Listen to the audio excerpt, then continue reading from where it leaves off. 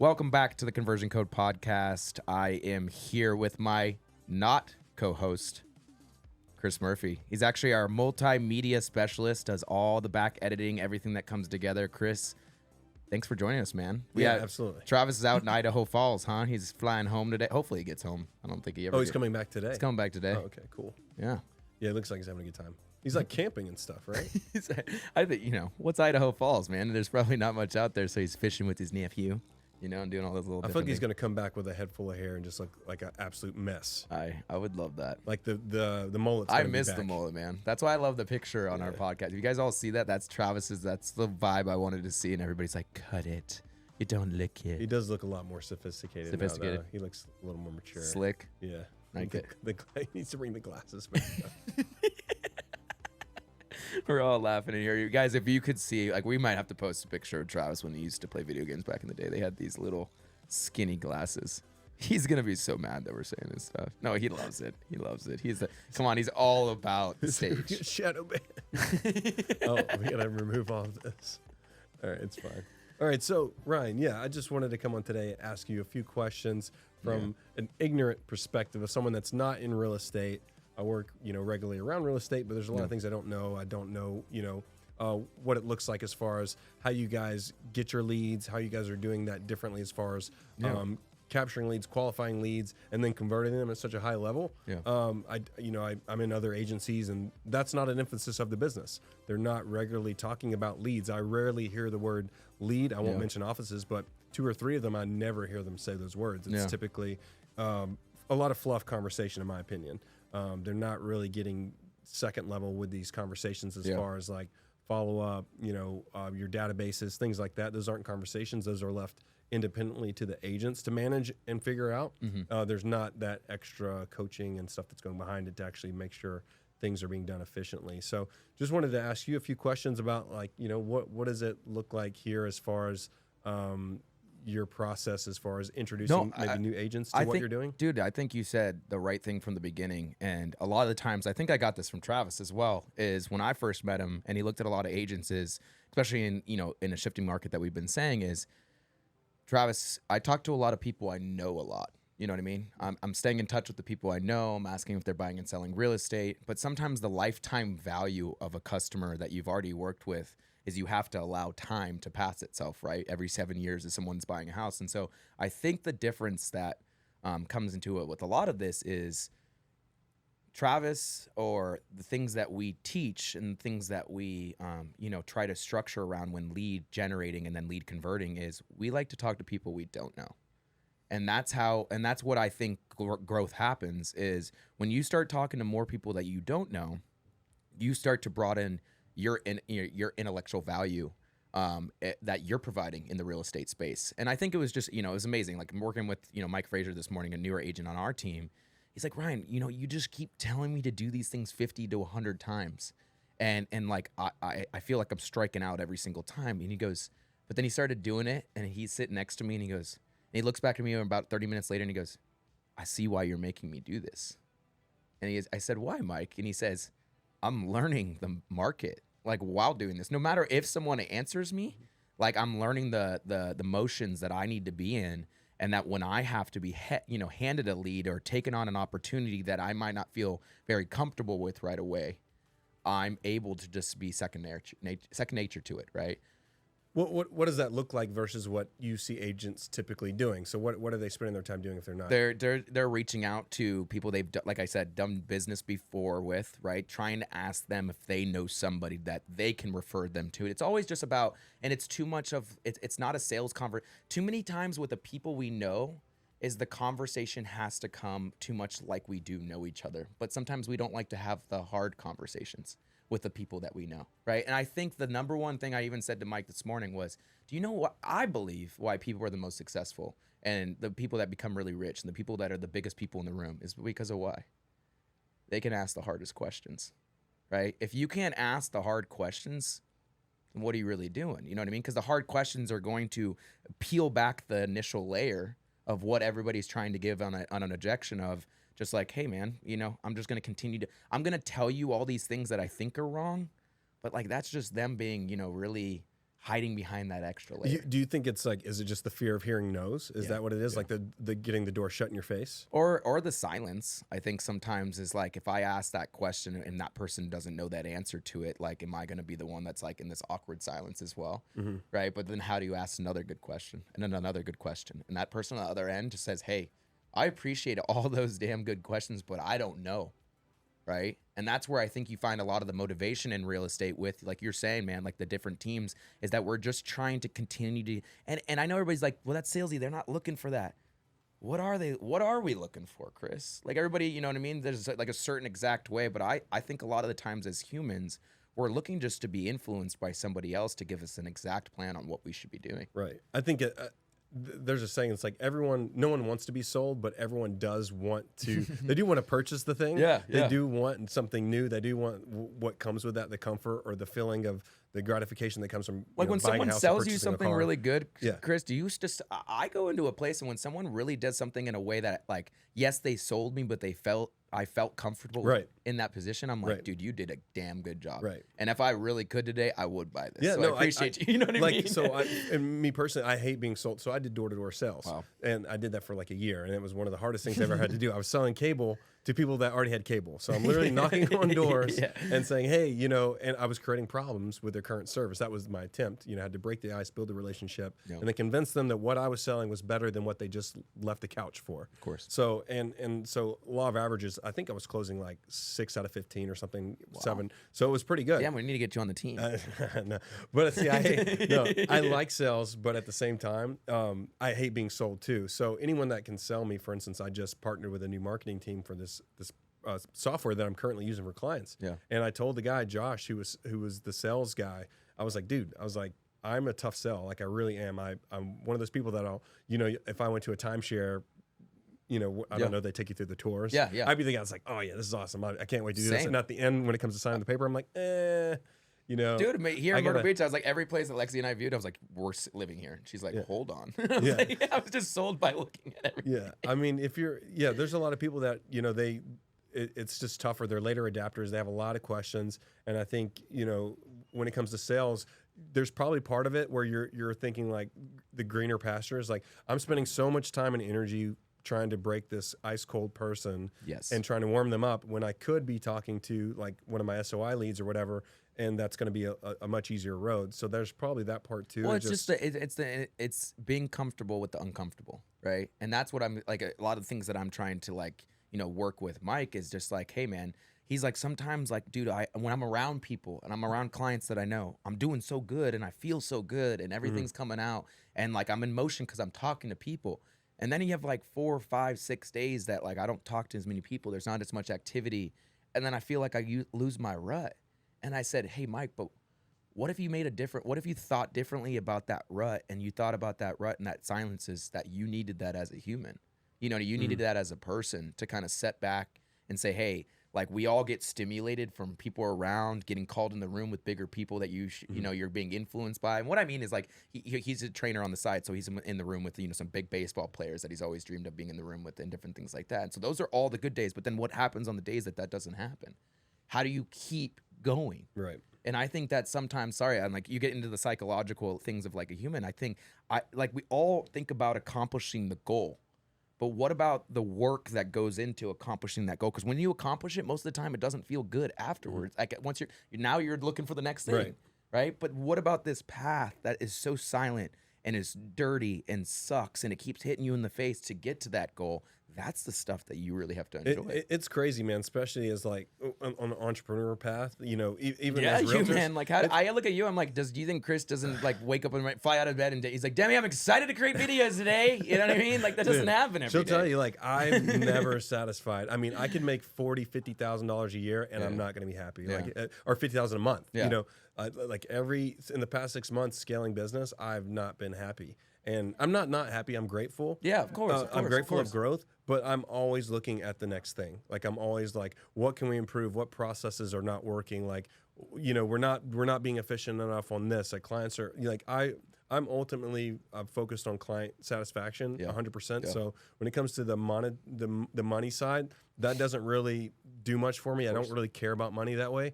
I'm more focused on client experience. Yeah. So with me, it's like that day-to-day grind stuff that some people would find super boring and really dumb. It's like, why aren't you doing all this stuff? Why aren't you taking your money and going on trips and doing all this stuff? For me personally, I always wanting to improve the experience, whatever that looks like. So if it means that I'm staying up late to make sure edits go out or copies done, I like that stuff because I know my clients are gonna be like, dude, damn, you crushed Chris, it. you need to be a damn agent, bro. Dude, This is where they fall in love, you know, because that's what, you know, getting back to the side of things like you're saying, again, what are these people doing though when it's sometimes just the fluff of what's happening is that they're just not wanting to go through the challenges that they need to go through when making money as well. Because they've been told they're going to make this much. They're going to be told if they do this, they're going to make that, and they're going to have this lifestyle. But the thing is when you really find the good ones, because they really want to impact people's lives. You know what I mean? And that consistency doesn't start. You see that in Travis. Like everybody thinks like, oh man, he's making the money, but then he's in here 10 hours a day. Right. And it's like, dude, whatever his feeling is when the light bulb goes off in their head, that's what feels good to him, right? Yeah. And being that, you know, so again, if you agents out there, anybody that's in real estate, the more that you can find yourself, you know, really falling in love with the process and the hard stuff and the muggy stuff and the grabbing of the head and saying all that, like you're doing it right. Like I trained an agent yesterday. She's just like, you know, you guys can't see it, just holding her head. And I didn't know, you know, do I come at her in a way that you don't have shit together? You know what I mean? None of this shit's gonna work. Or start little pieces that I knew she's been trying. And she's like, I've been looking at so much at social media. I can start to create ebooks for myself. I'm like, holy shit, girl, you're doing all this? And I'm like, the things that you're freaking out about are so much easier. Right. She's doing the stuff that you're trying to like give away valuable things to people and have them come into naturally engaging with her. And I'm like, you have the hard part figured out, girlfriend. You know what I mean? I'm like, what about the part that now is the easy that you just need to dive in and consistently keep going after? So, yeah, I think there's sorry to go down a rabbit. No, but that was great. Was good. I appreciate you. 100%. No, I think there's definitely a balance, and I struggle with it too. I think we all do, as far as like giving ourselves some grace as far as like how much we've done, and like, you know, congratulating ourselves. Because it doesn't stop today, man. We got phones. Well, we're so computers. focused on like the next win, the next thing, that we forget that we've actually come a long way the past 3-6 months. We've made a lot of improvements. Like even with the guys, you know, adopting your new system of the follow-up and whatnot. Demi and Nicole did a great job adopting the new system. It ain't easy. Nicole's like, well, the hell this doesn't work. But like if like today, if like any of these agents talk to themselves like 4 weeks ago, 3 weeks ago, when they were first looking at this stuff, there's so much stuff today that they could teach that former self. They're like, holy shit, like actually I could walk someone through Follow Up Boss. I can walk them through Ylopo, whatever it is. All these systems. I don't even know what everyone's using day to day. But I'm sure they could teach week one person, day one person, a lot of stuff. And you forget how much you've actually learned. Or they don't even realize. Yeah, that's what you like. Look at Travis. They're always calling him a technologist. He's like, what are you talking about? I don't know any of this stuff works. And it's like, because he's worked it so hard for so long that when he slows down and goes back, he's like, oh, I really could teach somebody this. I think that's where, like, you know, a lot of my like expertise has come from. And I always looked at, you know, and doubted myself. It's like, why are people listening? Well, because we're comparing ourselves to like Grant Cardone or I don't know, whoever else is out there. Big guys, it's like, no, that's not who we should be comparing ourselves to. Obviously, when we get to Grant Cardone's level, we won't know that we're on Grant Cardone's level because he's going to be doing something else. Like we're only competing against ourselves and your former selves. And I think I hate the comparison trap. I do it too. I try not to compare myself to other videographers or media agencies. I do it. I definitely do it. I can't help it. Yeah, of course. But you know, if I do find myself on one of those traps, I'll like unfollow. I just like, I don't need to see it. I don't need to see it. It does nothing for me to see it. I just rather focus on my clients. What do we need? What do I need to do better? Yeah, the FOMO, the fear of missing out. But then when you really get rid of it, man, and it's like not there, then you're just like, what have I ever worried about? Right. You know, and that's like the majority of what you look at a lot of people. It's like, hey, just trust the value. And that's what I think you try to get agents and people in real estate business is like, just do what you're doing so consistent without that outside noise. It's so hard to do, but that outside noise is just tormenting. You know what I mean? And then, and also life, like, you know, Mike, God bless him. And I think he's okay with me, you know, different things that he's going through personally. It's like, you know, I'm not able to hop in there and do this, Ryan. And I go, dude, Mike, just find a good place every single day within yourself. If it's one good thing that you feel like you're doing and you hop in and do that, and then go give yourself some break. You know what I mean? Right. Like, don't have to do this like you're red in the face. When almost everyone says like they do this consistently every single day and all the time, like, yeah, they do it with like the way they work though, and the way they know they can work. If you're not that person that can be in front of the computer for 6 hours, don't be in front of the computer for 6 hours. You know, be in front of a person's face for that. right? Like Right. I think, I keep bringing Nicole. She's here in the office, so I keep bringing it up. Is that I know she's really good with people up front in face. Well, every agent would say, just keep me in front of them. I know you're really good when you're in front of them. But what are some of the little things that I can teach you to propose to the consumer that you are in front of them before even talking to them, right? Through text message and different things like that. Really showing your voice and showing your value right there. So when did some of this stuff click for you? Obviously, like you've adopted some of this stuff. Most of the stuff you teach, you've either done or seen in practice and seen realtors improve with it. So when did like some of this stuff click with you? Yeah, it's really crazy, man. Like again, Travis and I will always tell people we're not selling. We've never sold a home, or you know what I mean, and never helped a buyer out. But we have as ISAs to be able to tee up an agent. And a lot of people are like, what gives you the value to say that? And I think it's the same thing as you as agents. What makes you valuable and what you do is the consistency and the repetition that kept happening with it. The last 2.5, the first years that I started doing real estate, I really just started to get to know agents. What agents come from, why they get in this business. I was in luxury a lot of the time, so definitely a really different kind of story. I mean, people love the interior design side of things and different things like that I'm like, oh my God, that's so much fluff. But I understand, like, that's what it takes to sell a $5, $6, $7 million house, and you realize that commission check when it's $185,000, that's a nice day, right? And you worked really hard in knowing the details. So I think the repetition over time and the consistency that happened. But when I really started getting in front of other people, and again, I'm sorry, I don't mean to beat the dead horse, asking the tough questions, man. Like, I kept beating myself up about my last job at Wailopo a lot of the times of like, I'm not helping these customers. Like, I'm just kind of going in motion with them. And it's really hard to go over Zoom. Like when I go do it in person, I would ask Wailopo to go do some in-person trainings with like bigger clients that I knew we could have a trip for. And so I'd go in person and dude, like their life would be changed in one day.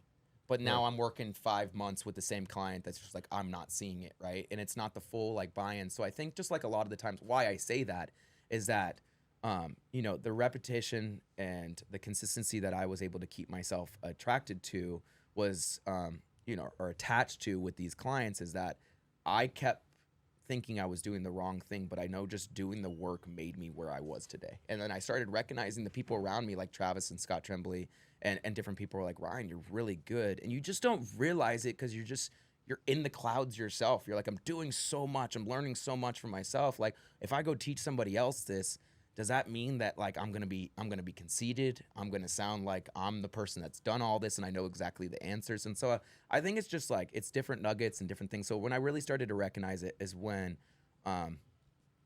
clients really started to say, like when I left Wailopo, man, I don't even mean to get like emotional. When I left Wailopo, like I had clients like I'm gonna leave Wailopo too, and I'm like, you're not gonna do that.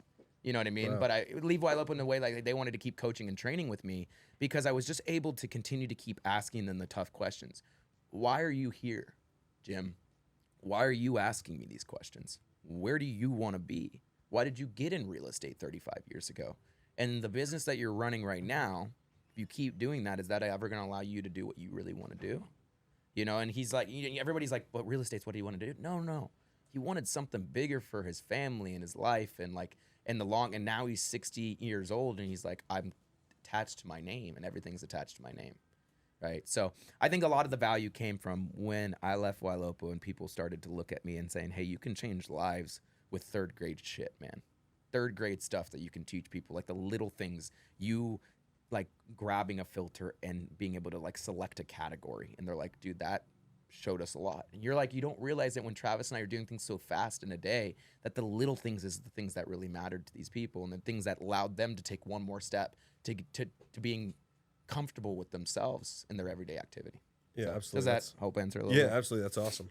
So do you feel like you're more like with your coaching that you're doing now, do you feel like you're more people oriented as far as like the type of stuff you're coaching? Is it more like I just have more personality, behavior, empathy in my heart, man. Yeah.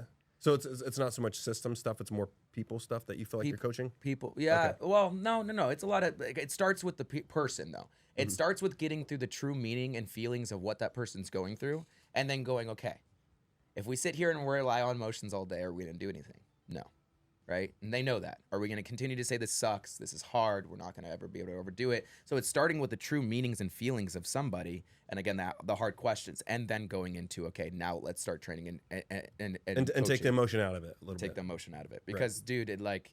The emotion, I'm a super emotional guy. And every time I add emotion into that, I see where the job doesn't get done. right? And I see where analysis paralysis, or I don't want to do that because it may affect somebody else. But again, I need to realize what I care about and what I want, right? And so I think that comes out to a lot of my customers. It's like, what do you really want to be doing? They're like, I want to do it this way. And I said, do it. You know what I mean? But they're so stuck because, like you said, we just brought up, it's so great that like the fear of missing out on the FOMO, but they did it that way. Oh, okay. You know what I mean? Good for them. You know what I mean? Like you said, just give them a nice clap. Great, beautiful picture that you took right there. Yeah. I still do it this way. Yeah, and I think what's interesting is like in the same way that you are helping coach with the agents that you're talking to as far as like getting their emotions in check, taking the emotions out of it, you know, applying the systems that you guys have in place in the consistency. Yeah. I think some of that stuff they can probably relate with their clients as well. Like when they're talking to their client, helping them get the emotions out of it, helping them get a realistic picture of what's going on, helping them see the bigger picture, all those kinds of things that they're learning they can also translate back to a client. Exactly, like internet leads, like, hey, I clicked on that, I never want to look, I'm just browsing, all this different kind of shit. It's like, hey, I understand, like Travis says, I understand, but you still did something for some reason and it still happened, so why you're here? Do you like, you want to talk about real estate? You know what I mean? That's what's so cool. I came from a rainmaker that was like that, man. He was such a personal level that he would just look up somebody's name to see if he could find one damn nugget. Because that one nugget, he would just go into the call and being like, hey, you know, saw that you moved from the high school your kids moved from that high school. What was happening in that high school? And then going in like, what about the teachers at the high school? Just like beating a dead horse. And at the end of it, they're like, hey, Andrew, we're looking to buy or sell real estate very soon. We know that you're in that business. Would you like to talk about that? He's like, oh, I'd love to talk about that. Because it's like he always went around, and so he really found like the key, he really found something that was, really mattered to that person, and they knew he was in real estate. But it's again just being able to feel comfortable doing that more and more. Absolutely, no, that's great. So like with balance, as far as the conversation that you like with a client, or whether it be an agent, do you feel like it's kind of like, is it 50-50 as far as the rapport? And then, or is it like more like 70-30? How do you like to frame it as far as people having conversations with their clients, whether it be text or the phone or in person? What's like how much is too much? And how exactly. Yeah, I mean, I think that's a lot of things. If you guys just, if you were able to watch episode 4 with when Nikki was going into a lot of the detail, is she'll tell you that her follow-up ended up like being too much, right? Like she didn't use the power of automation and systematic, being able to segment things like leads into certain sections that like, hey, if someone needs pre-approval, you're not hitting them up every 7 days, every week and being like, hey, you got the pre-approval yet? No, we're still saving money to eventually get our credit there that we can maybe be pre-approved for more, right? So I think it's so important to segment and understand. Like I know Travis will say every lead that I'm talking to, I treat the same exact way, definitely. But at some point when you've now made connection with them, I think that's when agents are like, yeah, but that's where's that next step? So I think as much as I think a lot of the times as us as humans, when we're reaching out in sales, is again, put yourself in the consumer's shoes, like you as a consumer. What would you want? And I think that's why like everybody's like, but Ryan, where's the cadence and where's the script for this and all that kind of stuff? When I say that is because I don't want to take you out from who you are. You shouldn't change who you are just because someone's telling you it needs to be done this way. It's like find the motions, emotion, that you're used to and that you're good at, and find that realm like that you think of you as a consumer, like, hey, I really don't like to be reached out too much. Because guess what you can do, Chris? You can let that consumer know, I'm not doing this because I wouldn't want it that way, right? And now you're talking from personal experiences with them and examples of what you went through. And so I think a lot of that times is like you'll find your sequence when you bucket these people based on what's happening in their life. It's all based on like life instances that are happening. Really, that's what you go off of. With leads, it's like if this person needs to be pre-approved for credit, or this person's having somebody, their kid's graduating for high school, you're going to talk to and reach out to those people on a cadence of based on their life event. So I think you have to base that cadence off of life event. If someone just passed away, don't be urgent, right? So you got to know the categories of when you're urgent and when you're not, right? A lot of the time. So when someone's passed away in their life, you're not urgent to that, but you're very sincere in the way that you're doing things, right? And so, but then urgency, what would urgency be? Hey, my kid just graduated from this. They got a job in a new state, and we got to be there with them, right? Like an urgency, like there's different urgencies that come with like graduating, or we got a lead last night that was like, I got to have this house listed by 8 a.m. tomorrow, and it's 10 p.m. at night. Like that's urgent, right? So I think like a lot of the times we want to give the perfect pill to everybody and say like, at this time do that, but like get back into understanding, you as a human and other people as humans and who they are as consumers, and really try to, play with that. Yeah, absolutely. Play with that. Sorry, I kind of like ended at the end, and I was like, He did. did this. So if there's like, so I think one thing that is probably true across the board is that anyone that gets into real estate, just because you become a realtor doesn't make you a salesperson. So there's valuable skills, and anyone that listens to a Hormozy podcast for 5 minutes, you can realize, well, man, I'm not really that good at sales as I think I am, because there's a lot of concepts. And I recently listened to one of his podcasts where he talked about 3 buckets that he typically put people into as far as the 3 primary buckets you needed to be good at sales and scale businesses. And he actually is like, he's like, actually, I've reframed it and put it into only 2. You have skills, and then you have behaviors. There's not personalities, because people would say, I don't have the personality for that. Well, he's like, well, let's break that down. He's like, if you're someone that, your personality is, they're lazy, or, your personality trait might be that, you suck at communication, or you suck at whatever it is. You're just not a friendly, approachable person. Someone might say that about you. When on a micro level, it's like, hey, what if they just said please and thank you at the end of every sentence? Yeah. Then it's a skill that they're learning to improve their behavior, which then translates as a different personality. So he broke it down as like, a lot of people, when it comes to their salesmanship, it's not necessarily that they have a personality problem. It's they haven't practiced a skill, which is like, for instance, please and thank you, or smiling when you shake hands with someone, having a firm handshake, practice having a firm handshake. It was like little things like that are actually more skills than they actually are a personality problem.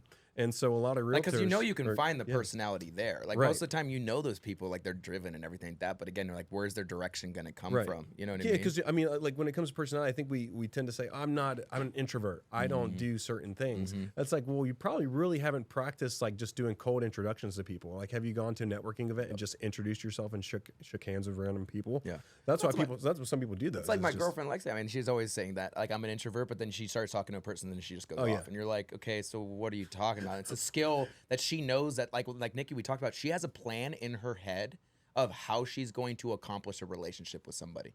You know what I mean? So that's a skill that she's practiced over time, because she knew that she wasn't good at it. And now it's become nature. But maybe the skill, again, is like, go re-practice how to introduce yourself to more people, because that's something that you're not good. But when someone introduces themselves to you, you're like, I can go. 100%. Yeah, no, it's interesting to think about, because I think a lot of times we confuse, like, if we have a problem or an issue with our day-to-day workflow, and it could be something that we think is personality driven, when in fact it's just a skill that we need to improve on, whether it's our time management. It's not a personality trait to say like, I suck at getting to places on time. It's like, no, you need a skill set developed to wake up early, practice that skill, and like be ready for Chris, the day. I love you know what I bring mean? this up, because like, dude, it's such a personal thing that I feel like we all go through so much. Is like, I just need to start doing.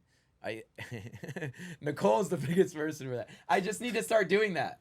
And it's like, but it just sucks in our lives sometimes, because like, there is so much. She's got kids, she's got a husband, she's working, she's got family. You know what I mean? She does need to just slow down a little bit and start that like little skill. But it's not easy to consistently keep trying to do that. Me too, man. Like, the little steps to the consistency to trying to adopt that skill, with so much noise out there, fucking sucks. Like, I do need to, every time I see you, Chris, or a person, shake your hand and say yes and no, you know what I mean, and smile. But it's like, how do I remember that when then I get in a room with like 10 people and it starts to change? You know what I mean? We start to change the circumstance then a lot of the times. I think honestly, like, that's a great one just to focus on for a day. Is like, I want to just be kind and shake everyone's hand that I see. Yeah. And I think that will massively, just that alone would probably improve your day, improve someone else's day. And so what is it for real estate agents? Improve your mood. Yeah. What is it for real estate agents? Like Nikki said, start smiling through the phone, right? Like, no matter how bad anything is, hey, would you like to buy a house? Are you looking to buy or sell real estate? Like, okay, no. You know what I mean? Just like we were talking about with Jack. Hey, would you like to buy a house in Myrtle Beach? Yeah. And he's just keeping like his normal like tone, instead of, hey, how are you? Like, are you having a great day? And they're like, no, it's shitty. I'm like, days can be shitty. Yeah. And like, instead of going down with them again, keep them up. Right. I had my sales trainer when I was doing door to door. His name was Jeremy. He was this like heavyset guy. He reminded me of what's his name? The dude, the comedian that passed away. The real heavyset dude, Chris Farley. Chris Farley, dude. remind me of Chris Farley, like super goofy. Isn't that would just, Mama's Boy? yeah, I think so. Yeah. Or Black Sheep, or there's All a bunch of of them. yeah, but so he trained me, and he was one of the most just even kill, just always smiling, always funny, and he would just laugh and just cut up with people. He would always we'd do these fun icebreakers at the door, and be like, you know, if they had a dog, we'd be like, hey, we were just talking to John down the street because we just met someone. We meet a neighbor, and we use what's called the Jones effect. We drop a name that we just met. Yep. It's like, hey, we're just talking to John down the street. You know, he's putting together a dog sled team. He said you got the best dog in the neighborhood for the lead. Love you know, that. he would just That's do some, the connection I love. But man. it would be funny, you know. I'd mess up because he was with me training me, and I would mess up on my icebreaker. I'd say something stupid, like I said, you know, we're starting a dog sled team with your cat. I don't know, something stupid. I'd mess up because I was nervous. I love that. And he would just be like, "You blew it!" Like right in front of the customer. It's like, "Way to go, Chris!" And he'd be like clapping behind me. I'm like, "This is fucking hilarious." Damn, it's cute. It was so but it was funny, a little though. skill, man. But dude, he kept the energy so high. Yeah. Because the customer, the guy at the door, the potential client, was laughing. You know, they're laughing with him. He's like, "Yeah, man, good job." He's like, "You definitely blew that opener." But that's how he consistently was. Yeah. There was no bad days. Every no was a good. You know, every no was the next yes. Crazy. And he maintained. And you that. asked I those never guys- saw him down. And you ask those guys, like, they're still human. He's like, I still get set. Yeah. You know what I mean? It's just the way that they continue to keep, like, you know. Yeah, he was just like, you got to laugh at it. He's like, you just got to laugh at yourself. You know, you just got to keep it upbeat. You know, some people are having a bad day. We don't always know what's going on the other side of the door, other side of the phone. Well, so Chris, But- there you go. Like that's something just to reverse it back, like on the content side of things for agents out there. When it comes to content, like when they're just like, hey, well, I looked funny doing that. Don't you think that's like, it sucks for you to say, but you're like, that's what I want. I want you to look damn weird because that other agent felt the same exact way when they were putting up their phone doing things. And I think that's even sometimes what I'm telling our agents is like on the content side, like get the raw part of you, like setting up your camera and trying to get you up on camera. Post like, that video. Like Post the one of you messing up. Like post how many times it took you and to say, get I'm the, just trying, you know what I mean? And then the Dude. next one, a good one comes out. You People know what will I mean? love people will love you for that. Crazy. For the vulnerability and the transparency of you just trying to make videos and showing that. I think it's brilliant. I think love everyone should do that on their first video. I Just show think all the it's great. outtakes. I think it's that's the best part. So Yeah, I mean I think that's like the human factor to things, like with giving other people grace, which I suck at. I'm the biggest critic. Like she'll tell you, like with my staff and stuff, I'll be like, why do they do this? Like why do they know to not write this stupid word? Like why do they show up with a up haircut? I'll grill people, and I'm like, damn, like why did Travis show up in the outfit he did on picture day? You know? Oh my god, he had like a Because he thought it was blue. He had a lanyard that was blue. He's like, Didn't have his mama here. they made me change shirts. He posted that on social media. That was so funny. I showed they made me change, guys. I thought it was so good. funny. So good. But yeah, I think we have to give ourselves grace and give other people grace. I think that's a skill set that most of us lack. I'm the first to admit I suck at that. Yeah. And so yeah, I think that's a huge practice, and will I think ultimately help us all get better at our day-to-day I think the overall, like, you know, conclusion to a lot of this conversation is, and I say it like a lot, but it's just, you have to be more and more in the world we're living vulnerable. You know, vulnerable towards, it doesn't mean you're just throwing up on people and giving them all your shit and say, deal with my shit. You know what I mean? It's just vulnerability, especially in real estate, is just saying, like, I do lack that. I'm not the best at that. You know, I can't control that and different things like that, and just really seeking people that want to help, because that's what's so incredible, man. It's so funny that everybody's like, don't rewrite things in real estate. Like, it's out there. Don't do that. It's like, it's so funny because you're like, how many things are really out there for as many agents as there are? And it's like, it's not going to take over you're going to still keep doing business. You know what I mean? 100%. Like I look at it, I'm like, I always keep asking, like, what are the top teams here in Myrtle Beach? Like, I got to go following them. I'm like, how many houses are there? And I'm like, we're not going to be doing business. And it's like, then another house sells tomorrow, and another house sells tomorrow. And you're like, why does that keep happening? It's like, there's enough for all of us, man. And there's enough for all of us, the ones that really want to do it right, and the ones that are continuing to keep skipping through and find the shortcuts. It's not going to have longevity for them. Yeah, you know?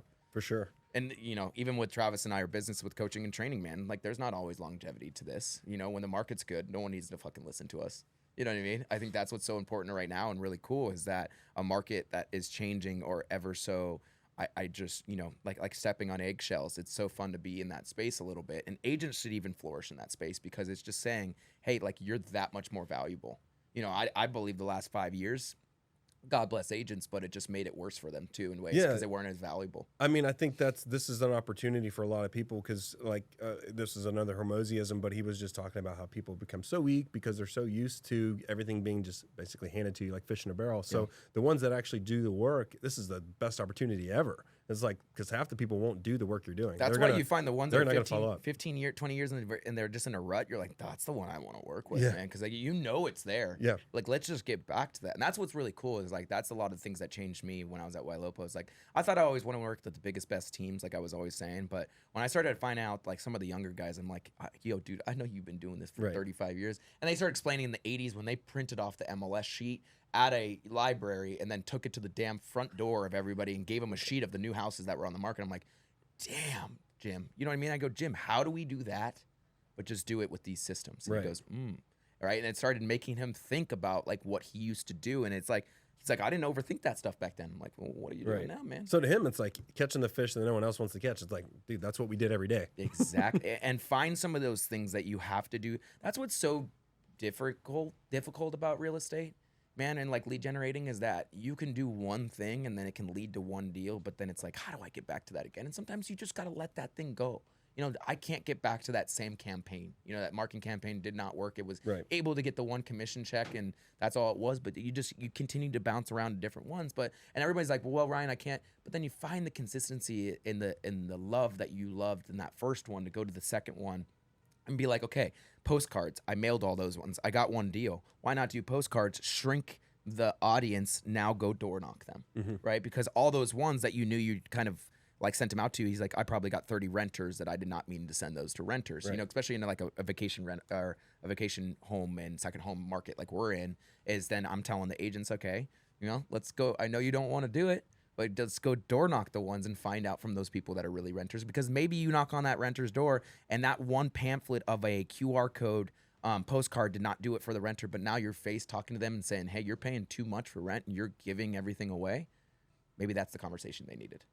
Yeah, 100%. I think, so a lot of great points, man. I mean, yeah. No, this is good. Thank you. I think we touched on a lot of different things, especially more of the personality side of it that, you know, is kind of we always want to missing. go. People always want tactics, man. I know. But it's like you sometimes have to like look at your psyche and understand, like, can I even do that tactic? Like, that's what I'm realizing. Like, I can teach an agent until I'm red in the face. Be like, you got to do this. And it's like, what's actually going on in their minds? What's happening in their lives? And it's all okay. Yeah, and you know what I mean? I think it's and a lot of times I think there's not enough repetition with like a certain practice that you give up on it too quick. Like I remember when I was doing door to door, I'll bring it back to this because it was all about reps in that business. Yeah. But I would like, if I went to a door and I did an icebreaker and the door's like shut in my face, I'd be like, well, I'm never doing that icebreaker again. But that's icebreaker I used like 5 other times for their closes. And that probably gets you and closer. It worked. Yeah, I'm like, closings. so no, I'm not going to give up on it just because I got the door slammed in my face that one time. Like, you know, it's not broken. That's beautiful. It's not broken. It's just, that's part of the deal. It's like you're going to have the hard nose. You're going to have the early adopters are like, hell yeah, let's hop on the wagon and do it. You know? So I think that you have to, with repetitions, I mean, you need thousands of reps. Yeah. You know, it's not. And people directing you to, like, with those reps. I told Mike this morning a little bit too. I'm sorry, just to kind of conclude this, is that, you know, with repetitions, like, Mike, you know, you're so good that, like, people know they can work out on their own, but why do they come to you? Right. Because they're working, like, they know working out on their own, they may be striking out a lot, even though, again, we know in reality, if you're doing something, you're putting yourself in motion to get somewhere. But Mike, they come to you because now they want a structured way to working out, right? And they'll see some growth in that way. So it's just like, how do you continue to find your leverage in this real estate business and people that are going to support you and saying, hey, I'm going so hard, I got off the line, you know, I got off the path a little bit, bring me back on the path, you know. And he's like, Ryan, I feel like I can find your person. You know, it doesn't have to be everybody on the team. And you said it in that previous podcast. You were like, there's no dumb questions. Like if there's something, even if it's a small level, you don't get it, just go to you, go to Travis. The best, man. Cool, man. Well, I appreciate it. This is cool. Thank you. I have to do more of these. Yeah, I like it. It's fun. Great having you. You bring a whole different side and allow us to. But damn, these go long though, huh? Thank you for listening. Thanks for tuning in, guys. Make sure we're actually live on. We do shorts on Insta. So we do shorts on YouTube, shorts on Instagram, shorts on Facebook, and then we're posting our podcast on Spotify now. Yeah, and first full episodes on YouTube, full length start next week, next Tuesday. So every episode full length will be available. And what's so fun? I guess I keep saying it. What's so fun about YouTube? Subscribe and click the ding-a-ling. Click the bell. the bell ding-a-ling, so you guys can always be alerted when our new episodes are coming. Thanks, guys. Thank you. The ding-a-ling.